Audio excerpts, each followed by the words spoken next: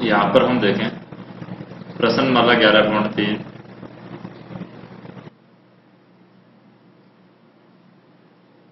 प्रश्नमाला 11.3 जैसे कि question number 1 हम देखें, दो त्रिभुज है एबीसी और पी क्यू आर। दो त्रिभुज है यहाँ पर ए बी सी और P Q R, P Q R. इसमें A B divide by P B, A B divide by P Q, A B divide by P Q और B C divide by Q R दोनों त्रिभुजों में, दोनों त्रिभुजों से दो कोणों के नाम बता सकते हैं। नाम बताएंगे जो बराबर होने चाहिए, जैसे कि कोण बी है, कोण क्यू के बराबर है, ताकि ये दोनों समरूप हो सके। अपने उत्तर को कारण सहित हमें बताना है। तो सबसे पहले तो ये दोनों इक्वल हैं, यानी कि A B divide by P Q equal to B C divide by Q R. तो दोनों त्रिभुजों में कोण ए है, कोण पी के बराबर है, कोण ए इक्वल टू कोण पी और कोण सी इक्वल टू कोण आर के बराबर, और कोण बी है वो स्वतः ही यहाँ पर कोण क्यू के इक्वल हो जाएगा। तो हम कह सकते हैं कि दो त्रिभुज समान कोणिक हो जाएंगे तो दोनों त्रिभुज एक दूसरे के समरूप हो जाएंगे, यानी कि त्रिभुज ए बी सी समरूप है त्रिभुज पी क्यू आर के। नेक्स्ट हम देखें दूसरा क्वेश्चन।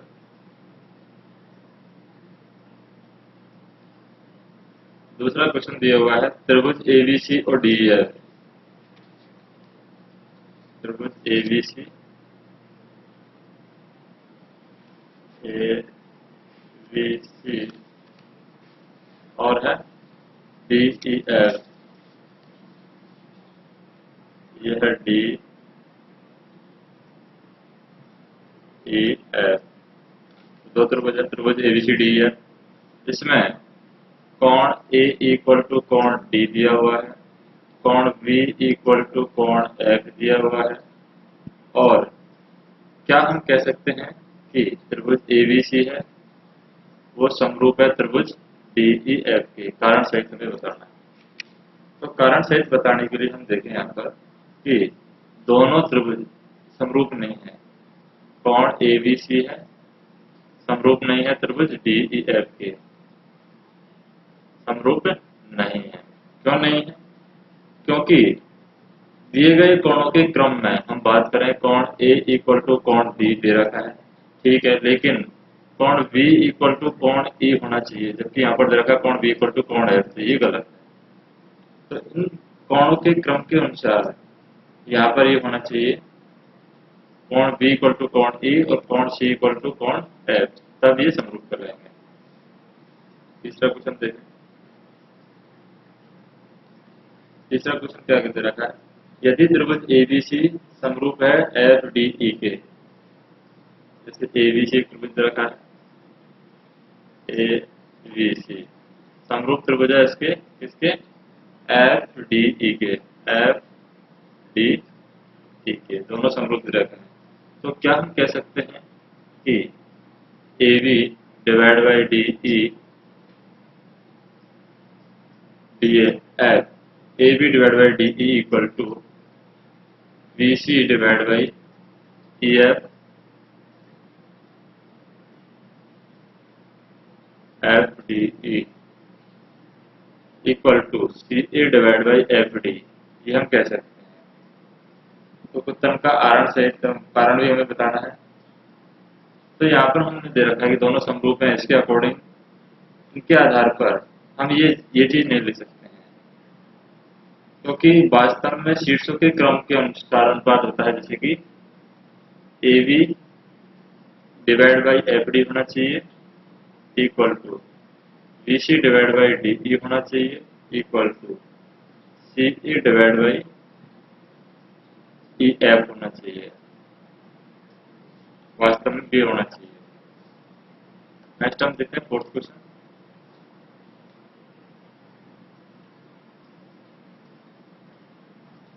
फोर्थ क्वेश्चन में क्या होगा यहाँ पर, यदि किसी त्रिभुज की दो भुजाएं और एक कोण दूसरे त्रिभुज की दो भुजाएं और एक कोण के क्रमशः समानुपाती एवं बराबर हैं तो दोनों त्रिभुज समरूप होते हैं। तो ये कथन सत्य है, कारण सहित हमें बताना है। तो यहाँ पर हम कह सकते हैं कि दो भुजाएं, किसी त्रिभुज की दो भुजाएं और एक कोण, दो भुजा और एक कोण, दूसरे त्रिभुज की दो भुजा और एक कोण, ये पहले त्रिभुज के बारे में, दूसरे त्रिभुज की दो भुजा और एक कोण क्रमशः क्या है, समानुपाती है,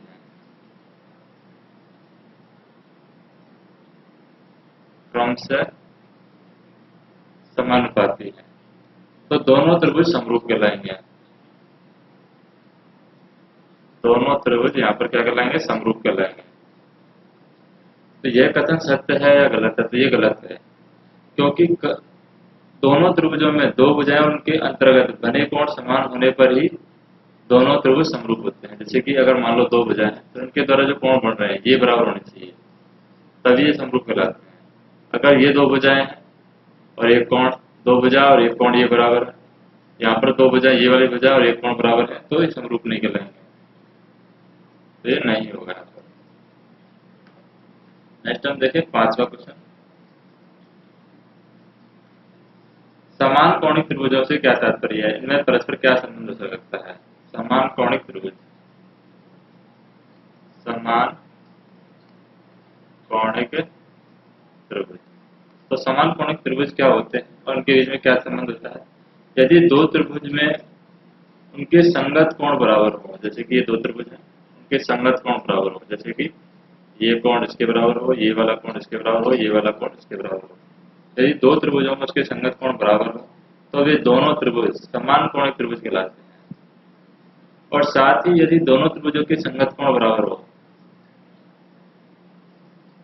दोनों त्रिभुजों के संगत कोण बराबर हो,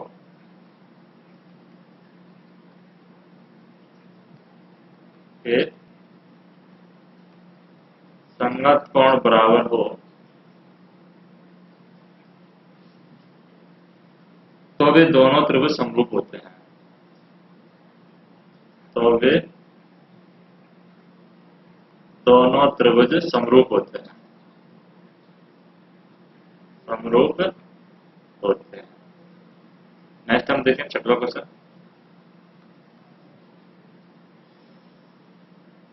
त्रिभुज की आकृतियों में से समरूप त्रिभुज युग्मों का चयन कर सकते हैं और समरूप होने की सांकेतिक भाषा भी लिख सकते हैं। तो ये सारी आकृतियां दे रखी हैं यहाँ पर,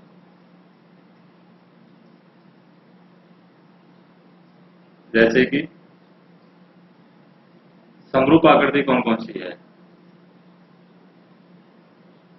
समरूप आकृतियों की बात करें तो समरूप आकृति है यहाँ पर, एक तो ये है हमारा, जैसे angle A B C, angle A दे रखा है 40 डिग्री, एंगल बी दिया हुआ है 60 डिग्री, एंगल सी दिया हुआ है 80 डिग्री। इसको हमने कंपेयर किया है पी क्यू आर से या क्यू पी आर से कंपेयर किया है हमने, इस एंगल से कंपेयर किया है। तो इसमें क्या है, क्यू यहाँ पर 40 डिग्री है, पी यहाँ पर 60 डिग्री है और आर यहाँ पर 80 डिग्री है। तो ये क्या कहलाएंगे, समरूप त्रिभुज कहलाएंगे। इन्हें सांकेतिक भाषा के रूप में त्रिभुज ए बी सी समरूप है त्रिभुज 40 से स्टार्ट हो रहा है, यानी Q P R, Q R P, A B C 40 60 80, Q R P लिखा जाता है, क्यू आर पी, क्योंकि यहाँ पर ए एंगल है वो क्यू एंगल के बराबर है और बी एंगल है वो पी एंगल के बराबर है और एंगल सी है वो एंगल आर के बराबर है। इसके अकॉर्डिंग समरूप कहलाते हैं। दूसरा हम देखें, जैसे कि समरूप आकृति की बात करें तो समरूप आकृति एक ये है हमारी, इसमें ये 30 डिग्री है हमारा और ये 70 डिग्री है। इसका नामांकन करें तो एम एन पी। और दूसरा हम देखें यहाँ पर सेकंड और सेवेंथ में, तो सेकंड और सेवेंथ में आ जाएगा हमारे पास में, जैसे कि ये वैल्यू है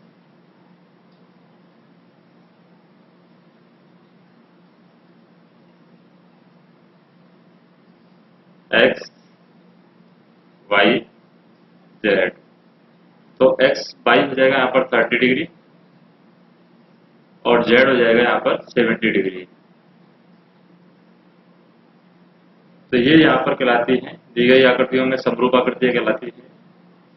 इन्हें सांकेतिक भाषा के रूप में कैसे लिखा जाता है, जैसे त्रिभुज एम एन पी समरूप है त्रिभुज जेड वाई एक्स के समरूप है। और यहाँ पर angle M equal to angle X, angle N equal to angle X होगा, angle M equal to angle Z होगा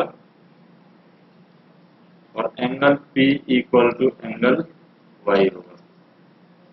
अब थर्ड पार्ट देखते हैं यहीं पर। जैसे कि आकृति दे रखी है, जैसे ये आकृति है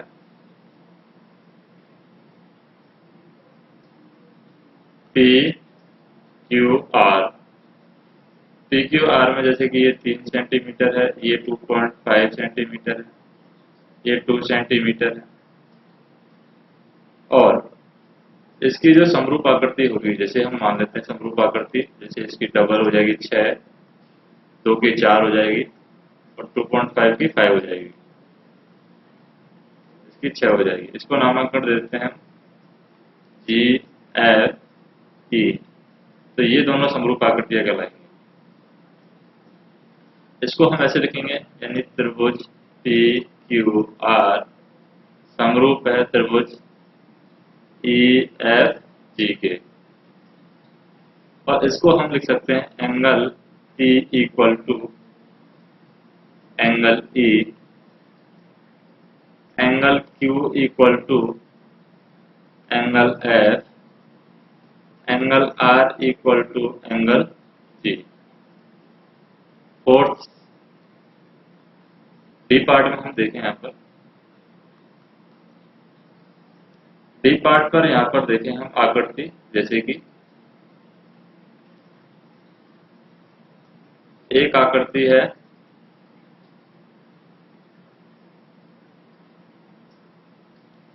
छह, ये आकृति है 5, 6 5 के बाद में ये जो आकृति बनेगी यहाँ पर, ये हमें निकालनी है, जैसे कि 80 डिग्री है यहाँ पर।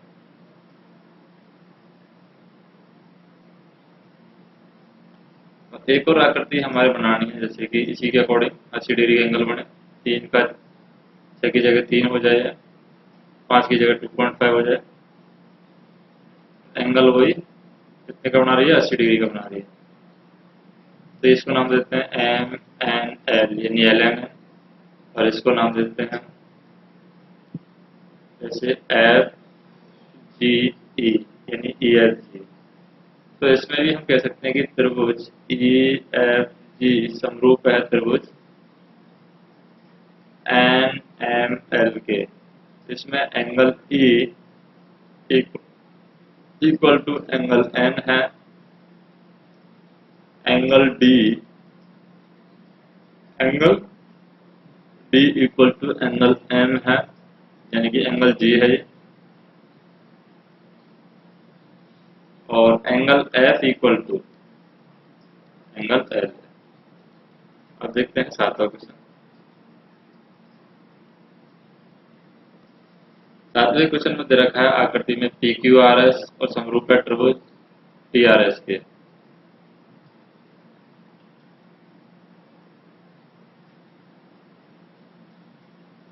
ऐसे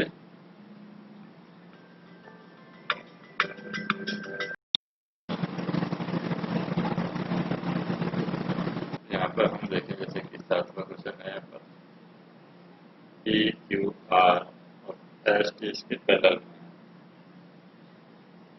आकृति में बात करें हम, जैसे कि त्रिभुज पी क्यू आर, ये समभुज है त्रिभुज टी आर एस। ये हमें बताना है कि समरूप त्रिभुज युग में कौन कौन से कोण परस्पर समान होंगे। तो इसमें कोण परस्पर समान बताना है, तो इसका मतलब हम कह सकते हैं कि दोनों त्रिभुज समरूप हैं।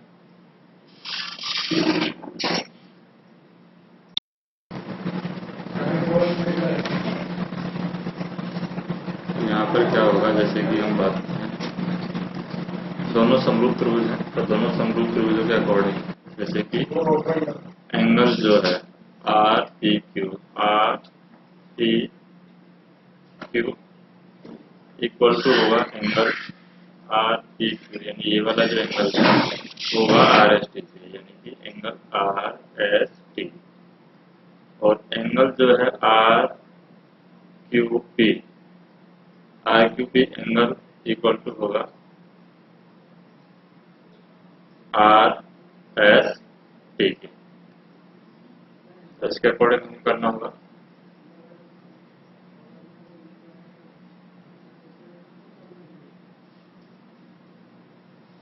नेक्स्ट हम देखें 8वां क्वेश्चन, जैसे कि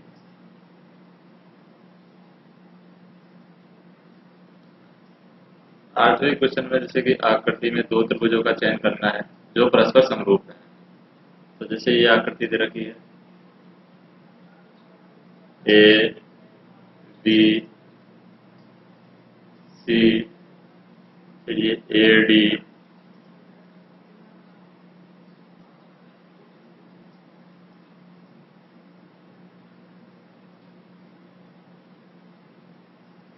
और ये वी ई दे रखी है। इसमें हमें समरूप आकृति बतानी है।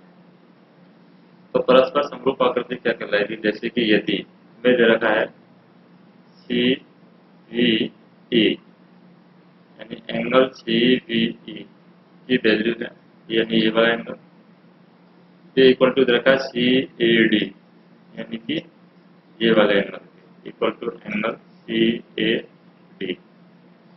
इसके अकॉर्डिंग सॉल्व करें तो शर्त के अनुसार जैसे दे रखा C V equal to C A D, तो बे ऐसे त्रिभुज ए डी सी और बी ई सी होंगे। यहाँ पर ए बी सी त्रिभुज ए डी सी है समरूप होगा त्रिभुज वी ई सी के, और इसी को हम समरूप त्रिभुज कहेंगे। नेक्स्ट हम देखें 9 नंबर क्वेश्चन।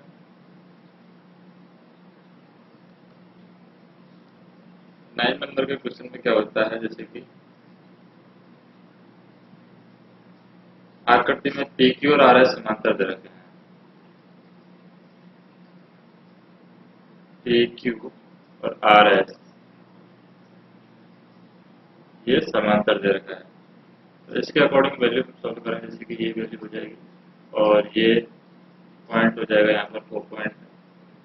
पी क्यू समांतर आर एस है। सिद्ध करना है कि त्रिभुज जो पी ओ क्यू है वो समरूप है त्रिभुज किसके, एस ओ आर के समरूप है। तो यहाँ पर पी क्यू समांतर है आर एस के, ये दिया है। एंगल पी है, ये एंगल एस के बराबर होगा, एंगल पी एंगल एस के, क्योंकि एकांतर कोण है।